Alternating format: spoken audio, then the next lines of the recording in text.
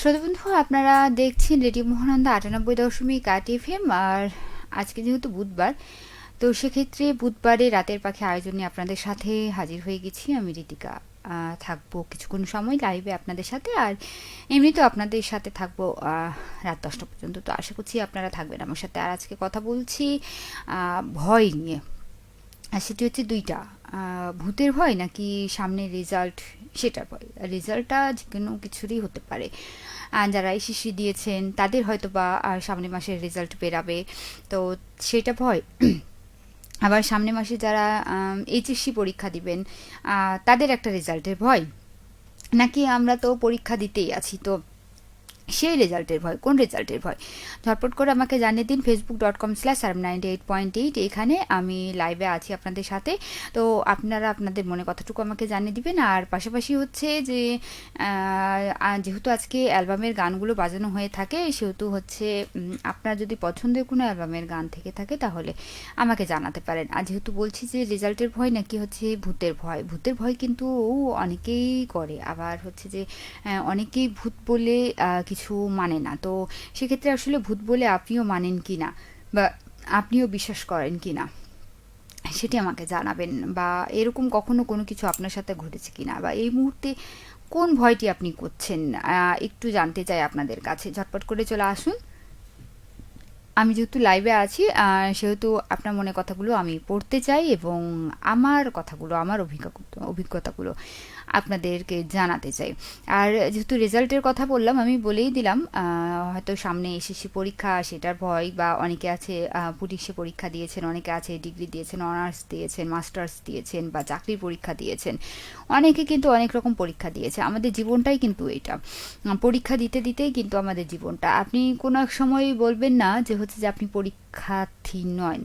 আপনি শিক্ষা জীবনে যখন থাকবেন তখনও আপনি পরীক্ষার্থী। আপনি মানে বিবাহিত জীবনে আসবেন তখনও আপনি হচ্ছেন পরীক্ষার্থী। আবার যখন শিক্ষা জীবন শেষ করে আপনি যখন চাকরির জন্য দৌড়াদৌড়ি করবেন, চেষ্টা করবেন, তখনও কিন্তু আপনি পরীক্ষার্থী। সেক্ষেত্রে আমরা জীবনে যতদিন বেঁচে থাকবো ততদিন আসলে আমরা পরীক্ষা দিয়েই যাব। উপরওয়ালা কিন্তু আমাদেরকে পরীক্ষা নিতেই থাকেন। কখনো কখনো আমাদের ভাগ্য পরীক্ষা নেন, কখনো কখনো আমাদের ধৈর্য পরীক্ষা নেন, কখনো কখনো আবার আমাদের মানে স্মৃতিশক্তির পরীক্ষা নেন, অনেক রকমেরই পরীক্ষা নেন। উপরওয়ালাও কিন্তু আমাদেরকে পরীক্ষা নেন, তাই না? তো সেক্ষেত্রে কতটুকু উপরওয়ালার পরীক্ষাতে মানে আমরা পাশ করতে পারি বা করি না, সেটা তো আমরা নিজেরাও জানি না। তবে চেষ্টা করব, বা চেষ্টা করি যে কোনো মুহূর্তে, যে কোনো সময়ে, যে কোনো অবস্থাতেই আমরা মানে সেটাকে পাশ কাটিয়ে যাওয়া, বা সেটাকে হচ্ছে যে মানে মানিয়ে নিয়ে যাওয়া। সেক্ষেত্রে কিন্তু জীবন স্বাচ্ছন্দ্যবোধ। তো আসলে বন্ধুরা, যেহেতু কথা বলছি, তো আপনারা আপনাদের মনে কথাগুলো আমাকে জানিয়ে দিন। আর যারা আমাকে দেখছেন, বা হচ্ছে যে আদৌ ঠিকঠাকভাবে শোনা যাচ্ছে কি না, ঝটপট করে আমাকে জানান। না হলে তো বুঝতে পারবো না যে হচ্ছে যে আপনারা মানে আমার কথাগুলো ঠিকঠাকভাবে শোনা যাচ্ছে কিনা, বা আমার কথাগুলো ঠিকঠাকভাবে আপনারা শুনতে পাচ্ছেন কিনা। আর ঘড়ি কাঁটা যেহেতু বলছে 8:33। সেক্ষেত্রে ঝটপট করে চলে আসুন। আর আমাদের যা অনেকেই কিন্তু ইতিমধ্যে হচ্ছে জেনে গেছেন, আমাদের চাঁপাইনবাবগঞ্জে আমাদের ফেসবুক পেজেও দেওয়া আছে, আমরা আজকে চাঁপাইনবাবগঞ্জ খবরেও কিন্তু দিয়েছি। আমাদের চাঁপাইনবাবগঞ্জে নিউ মার্কেটে কিন্তু আজ একটা অনেক বড় দুর্ঘটনা ঘটে গেছে।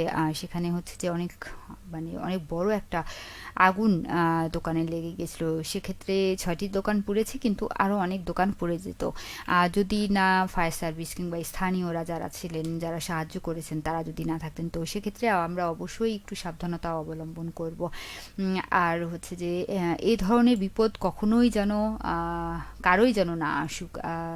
যার এই ধরনের বিপদগুলো ঘটে থাকে শুধুমাত্র তারাই জানে যে আসলে এটা মানে সয়ে নিতে বা মানিয়ে নিতে, বা এটাকে হচ্ছে যে মেনে নিতে কতটা কষ্ট যারা এটা ফেস করে, যাদের সাথে এই জিনিসগুলো ঘটে, এই দুর্ঘটনাগুলো ঘটে, তারাই একমাত্র জানে। তো আপনারা কে কে আসলে জানেন, বা কে কে সেই মুহূর্তে ছিলেন উপস্থিত বা দেখেছেন, একটু জানতে চাই যে আসলে কি দেখেছিলেন।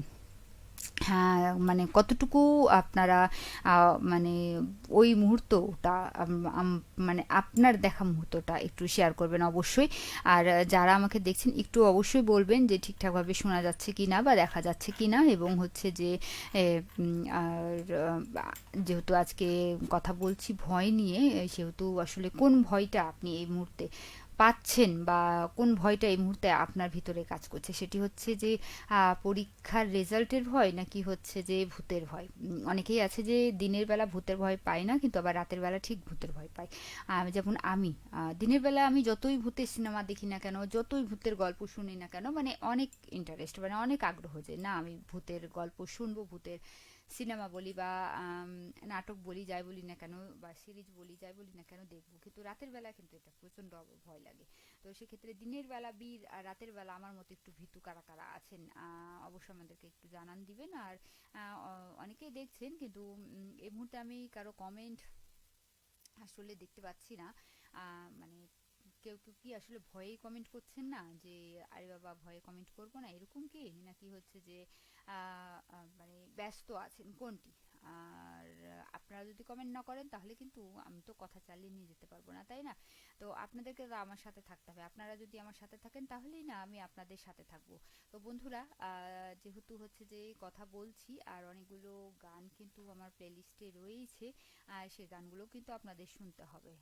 আমি একটু বলতে চাই কি কি গান রয়েছে আমাদের প্লেলিস্টে। আছে বাজি, আদনান আসিফের কণ্ঠে, এবং এরপর একটি গান আছে কি লাভ হলো এক মনে রে, পারভেজ খানের। এরপর আরও বেশ কয়েকটি গান আছে, তো আশা করছি সে গানগুলো অবশ্যই আপনাদের ভালো লাগবে। ইমরানেরও গান আছে। তো বন্ধুরা, আপনারা যারা আমার লাইভটি দেখছেন এবং যারা হচ্ছে যে এই মুহূর্তে কমেন্ট করতে চান, তারা তো কমেন্ট করবেন করবেন, গানগুলো উপভোগ করবেন, এবং হচ্ছে যে আমার সাথে থাকবে রাত 10টা পর্যন্ত। তো আমি এই মুহূর্তে লাইভ থেকে বিদায় নিচ্ছি, সবাই ভালো থাকবেন। আজকের মতো আমি রাতে পাখি থেকে বিদায় নিচ্ছি, সবাইকে টাটা বাই বাই। আবারও সবাই ভালো থাকবেন, সুস্থ থাকবেন, আর একটু অবশ্যই সাবধানে থাকবেন। আর সবাইকে শুভরাত্রি।